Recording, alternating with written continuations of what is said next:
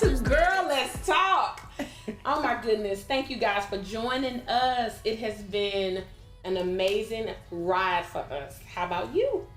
How about you, girls? Yes. How about y'all? It's been fun. It's been fun. Yes, it's been a really good ride. You know what? Here we are, us four, talking, and we wanted to invite a guest today. Yay. We have a guest, and she's so cute. She's cute.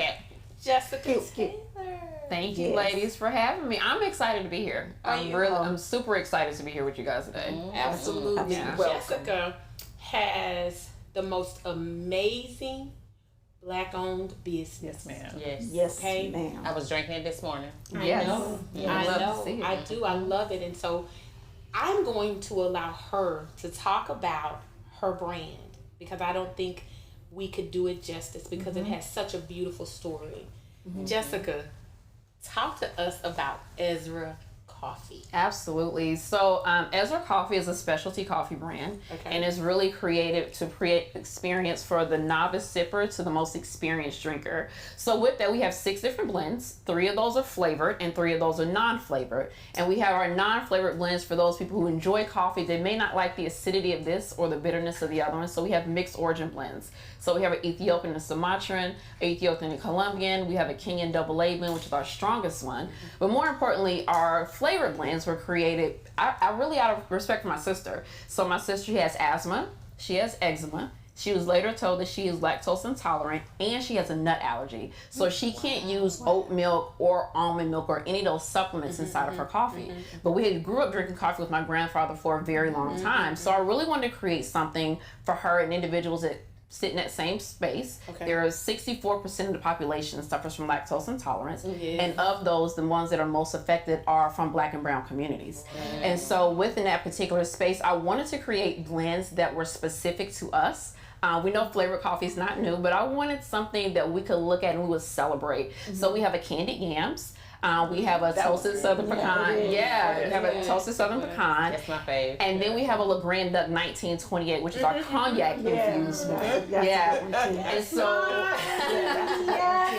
and with all of the blends, they're all named after significant events and individuals within our collective American history. So our Lord Baldwin blend is named after Audre Lorde and James Baldwin, both writers, both activists, both LGBTQ, out of Harlem, but really on a quest to eradicate any of the isms, racism, homoeophism, all of those things there. We have our 64th and Tulsa blend, which is a medium dark roast. It's actually one of our best sellers, so I'm glad you enjoy it. Our 64th and Tulsa blend. And so what that one does is it honors the presidential signing of the 1964 Presidential Act of Civil Rights. And then in addition to that, it allows us to really reflect on Tulsa Black Wall Street. So it's progression through darkness is how I look at that blend. It's our medium dark roast. Kind of just that play there. Story. I'm thirsty now. Did you bring us some? Of course, absolutely, all the time.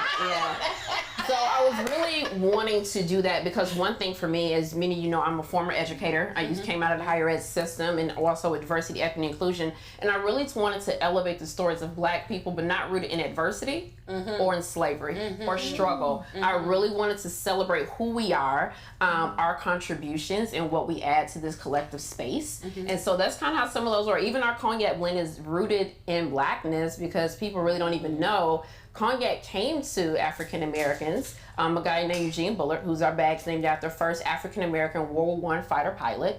He came back to the States, wasn't treated well, moved back to France, opened up a club in 1928. But because he was Black, he could only get cognac. They wouldn't give him gin or whiskey or anything to sell. So he started bringing cognac there, and so then he starts introducing to Josephine Baker, Langston Hughes, Louis Armstrong, and that's how you get that space. Black history. Fast forward there, we still looking at this guy. We have affirmative action. There's this one African American who gets a space in a beverage company, and they give him this cognac to sell. Of course, assuming he's not going to do well, right? Cognac. Set him up for failure. Absolutely. And that's what you now know as Hennessy, which is the most popular in that particular space. So when we look at that, even with our blend, even with the candy yams, when we think about the yam, it came from Ghana to West Africa, from West Africa to Tuskegee, Alabama, where George Washington Carver used it for over 500 uses, including the stickiness on your envelope. So I really want to kind of tell that story as we look at it as well. But more importantly, Ezra in Hebrew means he who helps. And so one thing that we do with a portion of our proceeds, we provide scholarships to students who are attending four-year institutions who may have financial security and they're not able to complete their degree that semester. So we pay those off. We just closed it last week. We opened it on Juneteenth, and so we're going to be awarding some students very, very soon with money to send them back to school. That's what's Congratulations. So why coffee? Why coffee? Yes. Why all that richness in coffee? Because I mean, that's a lot of wealth. I feel like anytime, and this is back to my movie space. Like I said before, me and my granddad used to drink it all the time. Me and my sister, his only grandchildren. So I mean, when you go to his house, you do whatever you want, right? My mom was like, these girls coming back drinking coffee and stuff. He's like, oh, let them babies do what they want to. But more importantly, we start looking at it. Every morning when he was drinking, he's reading his paper. He's learning something. He's learning more and more about whatever. He's telling us these stories. I'm like, okay, this is cool. Fast forward, I start traveling. So I did a study experience at Oxford in England. And so I'm traveling all these different places in different countries. I'm noticing that this coffee is tasting different, in these different places. And then my friends are also bringing me back coffee from different places too. And so I'm wanting to see, okay, why does this taste different than that one? How can we get into this space? And then when you look and see how many Black people are in this space, it's even fewer, right?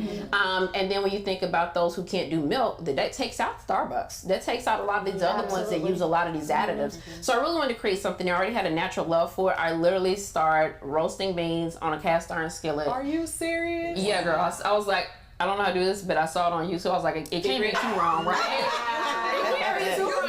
University. It popped. And I had a tasting at one of my house parties. I do parties on MLK Day, and my homegirl was like, no, you need to sell this. And I was like, girl, for real. And she was like, no, you need to sell it. And I was like, okay, we'll put it out there and see what happens. And it just took off. Yeah, it took off. It's amazing. The packaging is amazing. Yes, packaging, I love it. It's top tier. It's top tier. And everything that she said, all of that information, the movement from each one is in the packaging. Yes. It is. Cloth. Is it so the back of the bag, the symbols on the back of the bags, they're actually Ghanaian and drinking symbology. So each one of them, they change with the different bags. So 64th and Tulsa, we have the Sankofa bird, which means go back and get what's yours, right? We have Wawa Aba, which means perseverance. We have Epa, which means justice on our King Malcolm land. So they change all the time, but people don't know. Myself and the designer, we laid those designs in the same way that the slaves were laid on the first ship that came over in 1619, 400 years ago. So if you were to lay the designs there, they match in that same space. And then the scratching on the bottom of it, the lines are the impressions of my thumbprint, because I feel like Black people's thumbprint is on everything, whether people want to give us credit or not. It's there. It's there. It's a part of us. If you look, if you dig, if you take the opportunity to really see, we are a part of it. Everything. Whether they want us to be or not. And the last piece, the last piece is the stamp on the front. And so when I went to Ghana for the year to return in 2019, one thing that they had, we did this Door No Returns tour. And he said, he had a ledge up here. And he said, this is where you put the gold, the spices, and all of this stuff. He said, and the slaves were down here in the pits. He said, but we put stamps on this because this was of value. But the slaves were not of value. So I put stamps on all them coffee bags because that's what that is. We are of value. We have value, and I wanted that to really be embodied into who we are. That was the hardest thing for me to accept. Yeah. That, okay, so I grew up sheltered. Went to a Montessori school. Kind of, my parents shielded me from a lot. But as I've gotten older, especially, since our last president, and I started to experience or see firsthand things that I know that our culture experienced, I didn't realize how marginalized we were until we started having the conversations about how we are being affected with the microaggression in corporate America and all of those things. For me, I have to be honest, I don't think I experienced it firsthand. Like I didn't the schools that my parents chose to send me to, everybody was different, and we all played the violin or something like that. So like I didn't really, I'm not gonna say I don't think I suffered. However, I did, and just didn't know silently what that was like. But one of the hardest things that I had to accept is that I am a part of the marginalized. And like really what that inferior complex would even feel like, with the Crown Act and not being able to be accepted because of how you choose to wear your hair, or knowing that if you wear your hair like this, how other people would perceive you, and what that would be like. And I don't know if my parents, well, I'm gonna say I believe they intentionally did a lot of things the way that they did so that their children wouldn't have to experience it. I didn't go to an HBCU or anything like that, so I wasn't shielded from that, where I went to just an all African American school. But I can't say that I suffered in that way. And so when we started having the conversation online in 2020, about the hair and, the Karens that were emerging, and, being told that, or it was coming back up that, we are oppressed right now, and some are still saying, no, we are not. Of course, I understand the systemic side of it, and I see it, but what I did not know is, like, when you say, like, I had to take my time and think about what was going on when I saw a situation where a Karen was telling a woman that she challenged her about walking on a trail that these dogs were walking on. And so what triggered me right now, Jessica, when you were saying how the spices were held to higher regard than a human being's life, and that I am a part of the human being's life that was being talked about. Yeah. And so it's like, that's just hard to accept. It is. But I think the thing about it too is it was designed so that you don't know. It was designed so that you don't pay attention. It was designed so that you do not focus on anything or have a higher understanding of where you are. Absolutely. Because then I can keep you in the spaces where you are, right? Even when we think about, I'm from Atlanta, so for me, I had a very different experience than most of my friends, because Atlanta is bliggity black, right? That's my home. So it's bliggity black. And so for a lot of my friends, when I went to college, it was like, oh, I've never had a black doctor. And I'm like, oh, my homeboy's daddy is my eye doctor. All this was all in the same space. But there's a very interesting piece. I don't know if you had a chance to read the 1619 Project. There's a conversation around traffic. And it's around Atlanta's traffic. And when we think about what you were just talking about, the oppression, how they restricted the highways within Atlanta within certain spaces. Most major cities. Yeah. Major cities, Chicago, so much the height of the bridges. A child could actually only see an African American person for the first time as an adult. Yeah. But even there too, in your real estate, where you can even purchase a home and what your home value looks like, right? So when you're looking for a home, you can see a home on another side of town, and it will have amenities, a Target, a Starbucks, a Chick-fil-A, all of these different restaurants, banks. You see that exact same house built in a minority neighborhood. Some of them don't even have clubhouses. So it's just a house.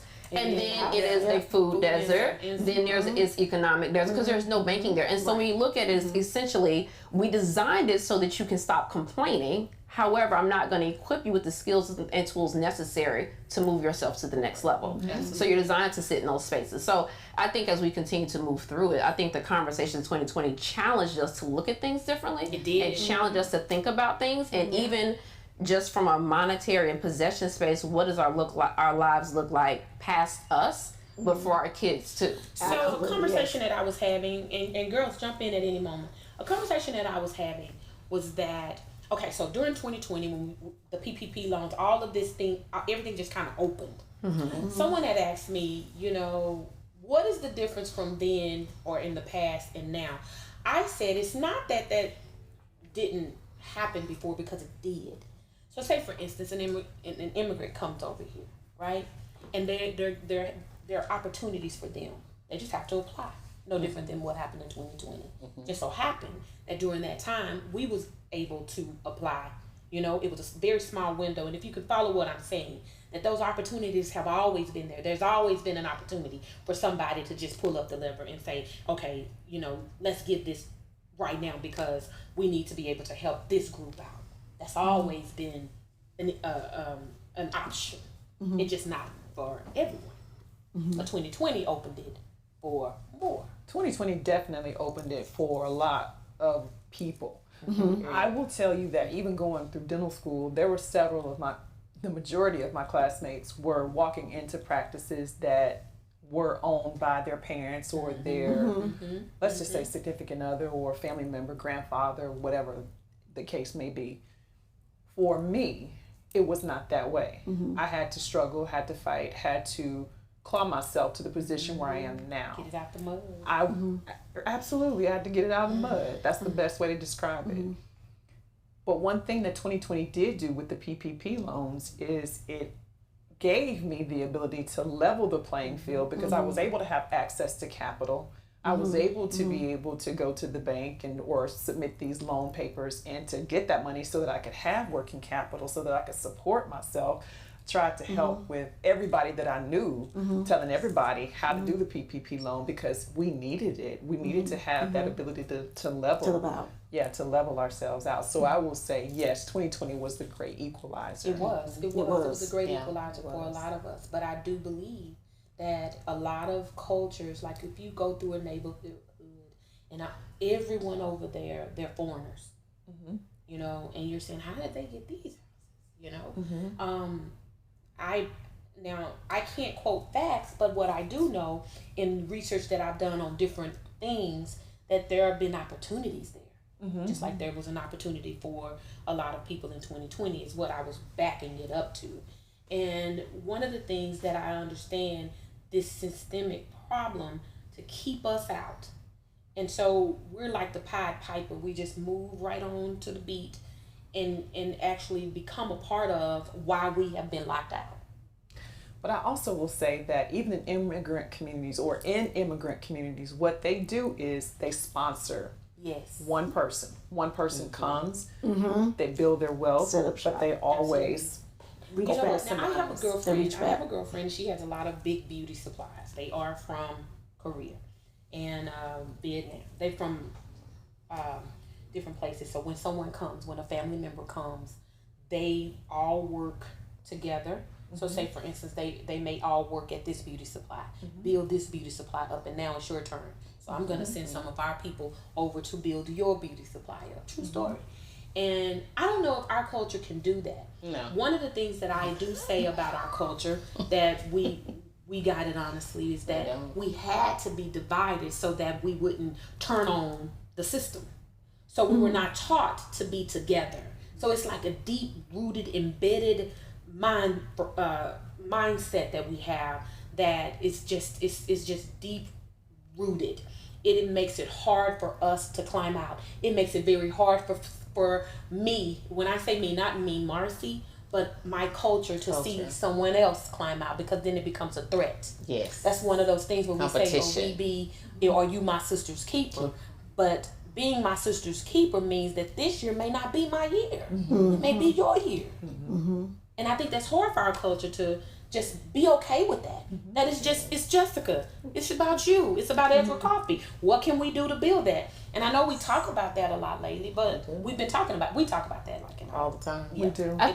I think though, inherently, to your earlier point, inherently it's ingrained within the culture of the people, right? So when you think about it from the beginning, when you look at slaves, they separated the chiefs from the other ones, because there was no way that you wanted him to talk to the others and instill within them that we can take this over and revolt, right? So you have to create division, and then up under there you need to create class. And so once you start breaking that down, you can continuously break down a continuous group of people in a generation, right?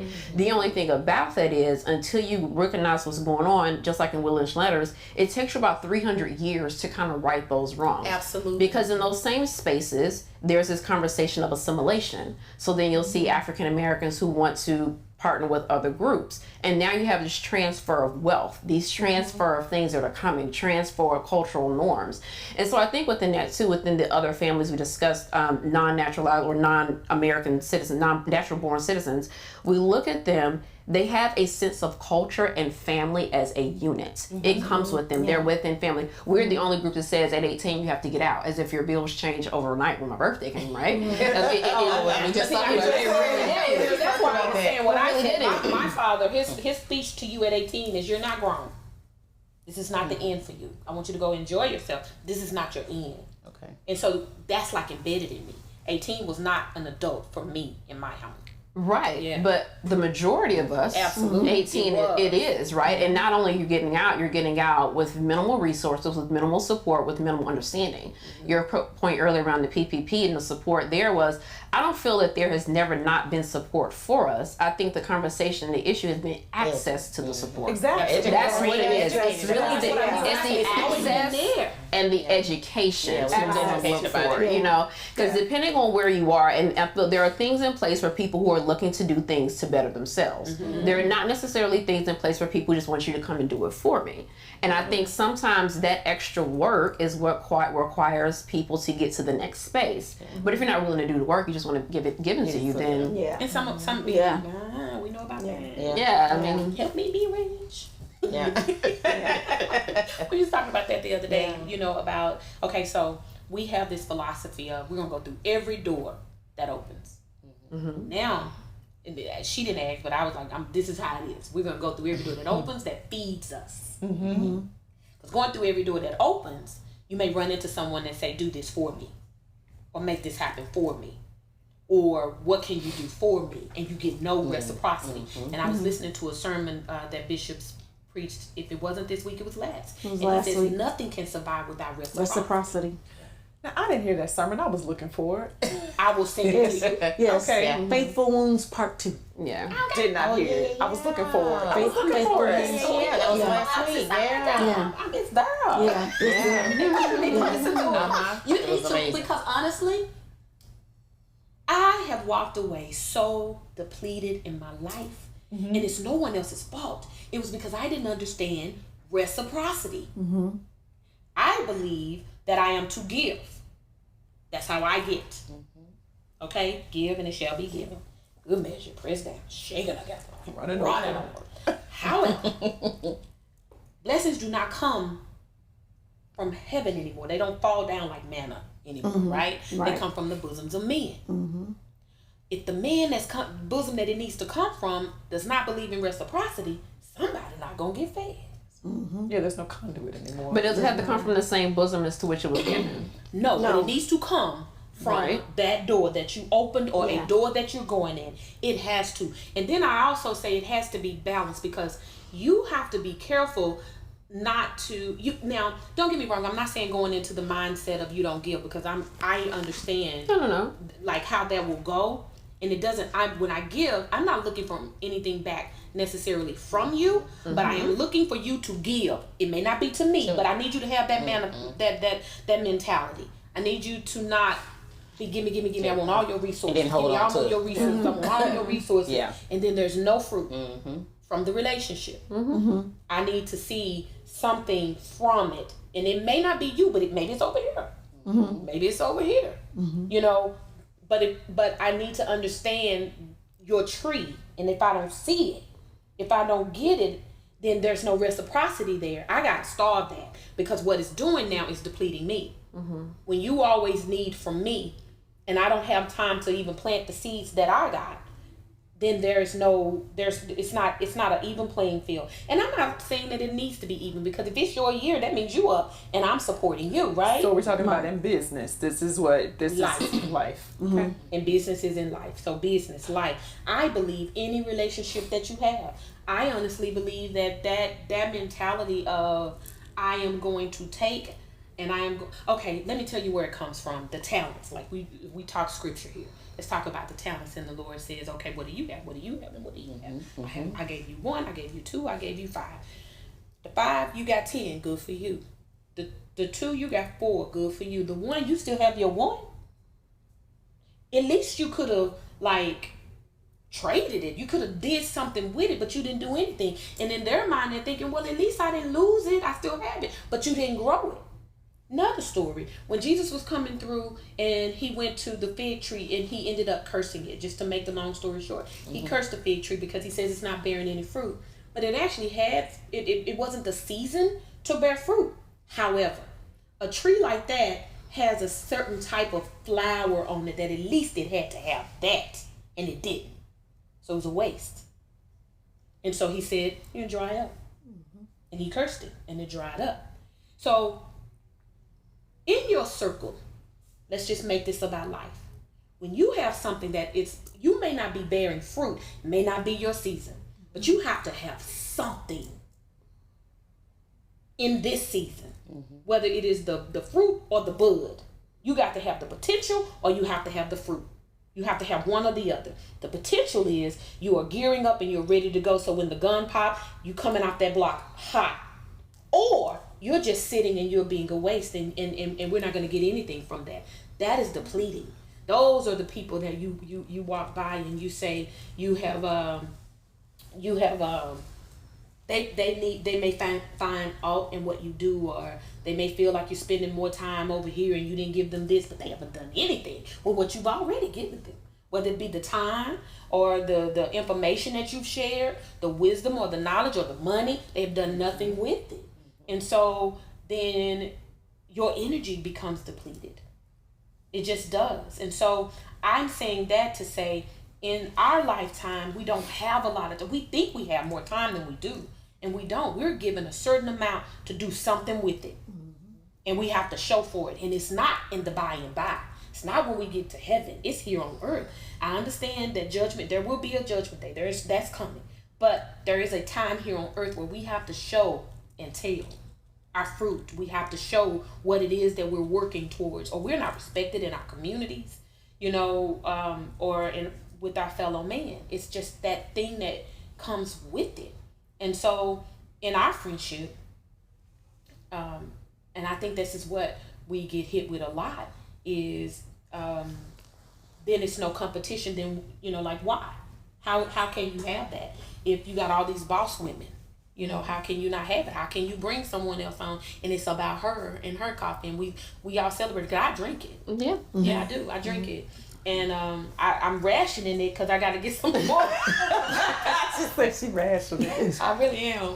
And so, but I drink it. And so I even took some from the shop because I was ran out. I got it. Well, look, okay, it was for us to drink. You see, but it is. But hold on, let me tell you the first time that I tasted it though, reciprocity. I tasted it there. Mm-hmm. And so it was they were promoting it one day. I came in one morning. Mm-hmm. So. Something has to give. Now, I don't think that I may not have anything to give today, but you better believe. Mm-hmm. Right. You better believe. I am of the belief you're not gonna beat me giving, and it may not be my money. Maybe it's my knowledge. Maybe it's my knowledge, not my vice versa. It's my time or what have you. Mm-hmm. You. It's just how I see friendship. Yeah. Well, I mean, the text says your time, your talent, and your tent in those three spaces, right? Mm-hmm. And so I think what you're saying is there's sowing time, and then there's harvesting time, right? So sometimes you have to understand that wherever you are, where you're in your season, that your season may be a sowing season, right? And your sowing season may look different than how your friend's sowing season looked, right? Because your harvest season is going to be different because you all aren't praying and asking God for the same things anyway. Not at the same time. There are two very different things, but I think what's most important about what you mentioned earlier, and even a fig tree, is understanding that what you're sowing into, you're sowing into good soil. You're sowing into good ground. Because I think sometimes there can be doors that are open, and we're all in business, and that door may look appetizing, and it may be something that we thought, but then when we go down and talk to the Father about it, that's not necessarily the door He wanted for us. And sometimes we have to be understanding and discernful to know when to walk through and when to say, no, this is not for me. I'm catching the next door, right? Because you can't pour from an empty cup. So you have to be mindful of who you're sowing into. Because if there's nothing to pour back, then the talents you mentioned earlier, He actually buried them. Mm-hmm. He buried his talents, right? So if you're sowing into nothing, how do you expect to reap a harvest, right? Yes. And so I think when you're thinking about that, there are multiple things, because I was talking to my friends, we are all going through things, we're all moving and evolving, and we have to understand where some people are. I have some friends who are raised in love, and I have some friends who are raised on survival. And so how they look at reciprocity and how they look at life is different than how I look at it, right? And so my biggest thing is for them in their seasons, how can I meet them where they are and be the best person to them that they need me to be, and not expect me from them? Because I don't know if that's happening to you guys. I expect me from them, and then when it doesn't come back, it's like, dang, I didn't get all what my expectations, I think, because I came from a big family, or maybe I got hit with it early. My expectations about people is that people treat you and how you teach them. And then when they show you who they are, I am of that belief. You believe them. And so my expectations personally for people is I don't necessarily get shocked anymore. Sometimes I am shocked at, like, wow, that was your outcome. However, I'm not expecting me. I am. I am. I'm still that way. You still expect. I'm still that way. I expect me from you. Because I believe we're adults and I've shown you enough of who I am. And what I'm bringing, and how we, and even if it's not the same, like for me, I'm a connector. I mean, you guys know I know some everybody. I'm like, oh, I know somebody connection. And sometimes people say, oh, well, can you connect me with so and so? And I'm like, oh yeah, great, didn't think about it. And then you spin that block and say, hey, can you? Well, let me see. Let me get back to you. And you have to understand that. Everyone is not in that season of giving. Everyone is not in that space. And so I was like, you know what? That's for me to say. Hold on. Because that's different. No. Because here's the thing. What I mean by walking through a door that feeds you is if you have it in your power to do good and you just don't, that's a different story. Versus you don't know, I just need you to make me some cupcakes. That's I don't need the hookup. A cupcake show. But okay, I'm not gonna. We're not tripping, right? Because you don't have the contacts. Right. But if you have the contacts, now I'm gonna wonder why you holding it back. Well, I think that's to your point. That's what I was saying. So when I'm looking at that, I'm trying to see here, and sometimes I understand that everybody doesn't see it that way, right? So I had a girlfriend that had this issue with her, and I brought it to her, and she was like, where can we find this? And she was just like, oh, I didn't think about it that way. How I felt about it and how she received it, she didn't even think about it. When I brought it up to her, she was like, girl, I didn't even think about it like that. I'll give you everything, right? Yeah. But sometimes for me, it took me, when I'm unexpecting stuff myself from other people, do they know what I'm expecting too? Are they aware of my expectations of them as my friend? Right. Where can we find you? Yeah. Yes. I mean, because I know we're going to want to find you. Yes. Yeah. So, yes, we are on all social platforms. We are EzraCoffeeCo.com. So that's EzraCoffeeCo. So we're on those platforms as well. Yeah. We're on our website, which is Ezra Coffee Co. is to, when is this airing? When is what? In addition to that, you'll be able to find us on Target.com very soon, and we'll be in a few other.